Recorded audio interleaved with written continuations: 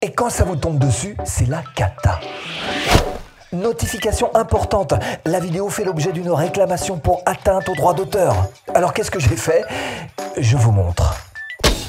Les réclamations vidéo YouTube et avertissements, c'est quoi? Bon, d'abord, il y a deux types de notifications que vous pouvez recevoir. Le premier, c'est les avertissements. Au bout de 3 avertissements, c'est fini, il n'y a plus de chaîne. End of the game, allez hop, circuler. Par contre, pour ce qui est des réclamations, on va parler des deux cas d'ailleurs, mais on va parler tout de suite parce que je vous emmène voir ça, du vrai, du concret, du réel, sur mon bureau. À la fin de cette vidéo, vous saurez exactement tout ce que vous devez savoir, pas plus, pas moins, sans trop non plus vous surcharger. Tout ce que vous devez savoir sur les droits d'auteur et vous saurez vous en sortir absolument tout seul. Si vous avez comme moi quelques vidéos sur votre chaîne, alors pas besoin d'en avoir comme moi des centaines, mais déjà quelques-unes quand même, ça mériterait que vous fassiez d'abord cette petite vérification toute simple à faire. Vous allez dans votre YouTube Studio. Au niveau du contenu, vous allez cliquer donc ici sur monétisation et vous allez cliquer sur limiter. Ça va vous permettre de voir un petit peu si oui ou non vous avez certaines vidéos qui sont limitées ou pas. Vous voyez qu'il n'y en a aucune qui est limitée, donc c'est propre, ok, le travail a été fait. Mais regardez quand même, sinon, même visuellement, vous pouvez le voir, si vous avez des problèmes de monétisation, peut-être de droits d'auteur, c'est tout simplement ici, vous devez avoir un dollar vert. S'il est orange, justement, on va en parler. YouTube arrive quand même relativement bien à repérer les problèmes de droits d'auteur au moment où vous faites le téléchargement de votre vidéo. Cela dit, il y a des fois ça passe un petit peu au travers et vous pouvez même vous prendre carrément un avertissement. Donc en cas d'avertissement, qu'est-ce qu'on peut faire? Il y a 3 façons d'enlever ça en fait, de lever cet avertissement. C'est tout simplement PCC, c'est-à-dire patienter, contacter, contester. Et vous voyez que YouTube vous propose d'abord, pourquoi pas, de patienter jusqu'à la date d'expiration. Donc, en l'occurrence, ça dure quand même 90 jours. Donc, vous patientez. C'est la méthode la plus facile, la plus passive, certainement, mais je ne sais pas si c'est la plus efficace. Ce que vous pouvez faire aussi, c'est demander tout simplement le retrait de la réclamation. Vous pouvez contacter la personne qui a revendiqué votre vidéo et lui demander donc d'arrêter, de se rétracter. Et encore une fois, vous inquiétez pas sur la manière de vous y prendre pour le faire. Il y a Tout est marqué dans votre tableau de bord, le tableau de bord de votre chaîne YouTube Studio. YouTube vous facilite les choses au maximum, donc pour suivre ce pas à pas. L'essentiel, c'est que vous sachiez d'une manière générale que vous pouvez patienter, donc que vous pouvez contacter ou même contester. C'est la 3e possibilité. Donc envoyer une notification de contestation pour dire attention, vous m'avez retiré cette vidéo et c'est par erreur. Donc vous avez quand même ces 3 choix, ces 3 possibilités qui vous sont offertes, encore une fois, dans le YouTube Studio. Bon, vous pouvez avoir une revendication suite au fait qu'un auteur dise « attention, ça c'est à moi », mais ça peut être aussi Content ID qu'il fasse à votre place. Qu'est-ce que c'est Content ID? C'est une petite application mise en place par YouTube qui est là pour répertorier toutes les vidéos. Les vôtres sont répertoriées à votre nom, vous en avez les droits d'auteur, mais aussi pour regarder qui utilise les vidéos des autres et qui n'ont pas le droit, les musiques, les images fixes, tout ça. Donc il répertorie un petit peu tout ça et vous pouvez avoir Content ID qui dit « attention, là, vous êtes en train d'utiliser quelque chose, vous n'avez pas le droit de le faire ». Alors comment est-ce qu'on peut éviter ce type de problème? On va prendre l'exemple type de la musique, puisque ça arrive quand même assez souvent sur la musique. Comment éviter les problèmes avec Content ID? En général, il y a 3 possibilités.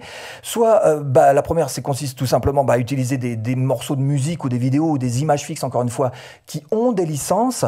Ça peut être à l'inverse, utiliser des vidéos, des musiques, par exemple, qui sont libres de droits d'auteur, c'est-à-dire que vous êtes tranquille, vous pouvez utiliser, il n'y a pas de souci. Puis un truc qui se trouve un petit peu entre les deux, qui est un petit peu plus compliqué peut-être à utiliser, c'est la licence Creative Commons. Et là, vous voyez que dans ce genre de cas, si vous utilisez, et je vais vous montrer où vous pouvez prendre les bonnes musiques et pas avoir de problème de droit d'auteur. Vous voyez que si vous utilisez ce type de licences qui sont propres, encore une fois, à YouTube, vous devez mentionner l'auteur et vous devez aussi savoir que vous pouvez être empêché d'avoir une monétisation dessus. Alors comment est-ce qu'on fait pour faire la différence entre ces 3 possibilités, avec licence, sans licence, et puis ce petit truc là au milieu?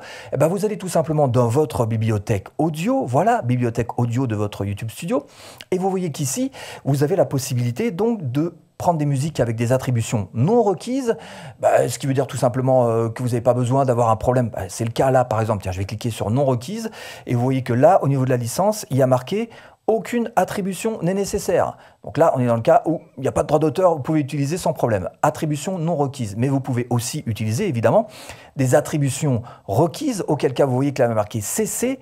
Et là, ils nous disent clairement que vous devez inclure les informations d'attribution dans la description de votre vidéo. Et si on clique dessus, on voit qu'il y a tout ça à recopier, donc dans la description de votre vidéo. Il faut savoir aussi que c'est le même cas d'ailleurs pour d'autres plateformes que YouTube si vous utilisez ce type de licence. Donc voilà, les deux possibilités sont là, vous pouvez plus vous tromper avec ça. Et puis la troisième possibilité, évidemment, je vous en parlerai dans quelques instants. Mais revenons-en à ce problème. Si vous avez voilà, une revendication ou un avertissement d'ailleurs, comment est-ce qu'on fait? Comment est-ce qu'on s'en sort? Je vous montre ça.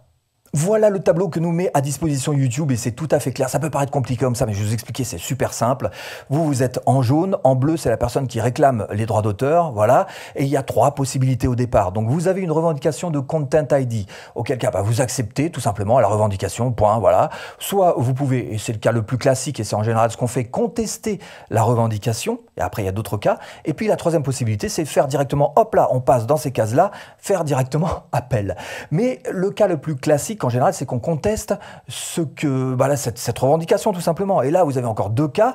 Donc, soit la personne peut lever la revendication en disant non, bon, ok, on laisse tomber. Soit elle peut affirmer encore une fois cette revendication, auquel cas vous allez vous retrouver avec ces 2 possibilités. Encore une fois, vous pouvez accepter la revendication, vous dites non, ok, on arrête là, ou alors vous pouvez faire appel de cette revendication qui a été affirmée ici même, et là encore une fois, donc, la personne pourra soit se rétracter et dire non, pas de revendication, on laisse tomber, on le laisse, soit demander le retrait de votre vidéo. Donc vous voyez que, alors, je sais, ce petit tableau, l'essentiel, ce que je vous propose de faire, c'est de mettre cette vidéo en favori, vous la gardez quelque part très précieusement, et si un jour vous avez une notification ou un problème Content ID ou un avertissement ou quoi aux caisses, vous revenez sur cette vidéo et vous revenez sur ce tableau en particulier qui vous aidera à mieux comprendre les choses.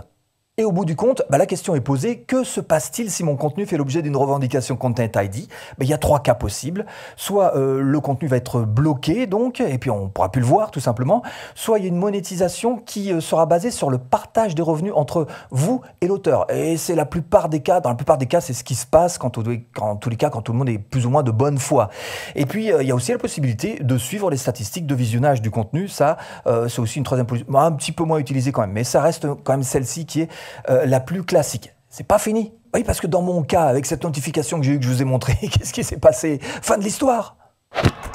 Bon, dans mon cas, pour cette notification, il se trouve que j'avais la licence qui va bien, la licence Envato. Alors Envato, qu'est-ce que c'est? C'est tout simplement un endroit où vous pouvez prendre des vidéos, comme vous le voyez là, choisir en fonction des thématiques de vidéos que vous cherchez, des musiques, des effets sonores, des graphiques, etc. etc. Bref, après, qu'est-ce qu'on fait? On va tout simplement chercher là sa licence. Alors, regardez, là par exemple, même pour faire une publication, pour un sondage sur mon onglet communauté, j'ai pris une image que j'ai déclarée. Je télécharge la licence tout simplement. Hop, voilà, c'est un fichier texte qu'on a de côté et qu'on peut envoyer à YouTube pour prouver sa bonne foi qu'on a acheté la licence, même à l'extérieur de YouTube, sur des organismes tout à fait officiels comme Envato, dont je vous mets le lien d'ailleurs là-dessous en description si vous en avez besoin. Il vous suffit juste d'envoyer ce petit fichier texte et là, hop là, fini, envolé, plus de problème de droit d'auteur.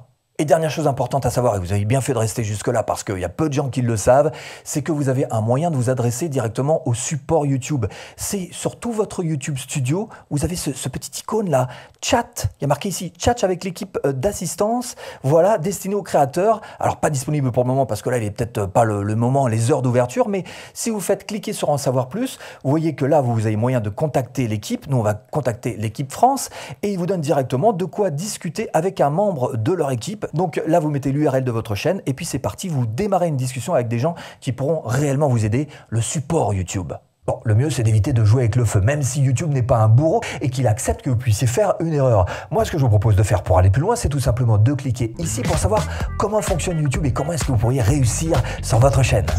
Il suffit juste de cliquer, pas de télécharger. Bon, allez, à tout de suite, si tu cliques.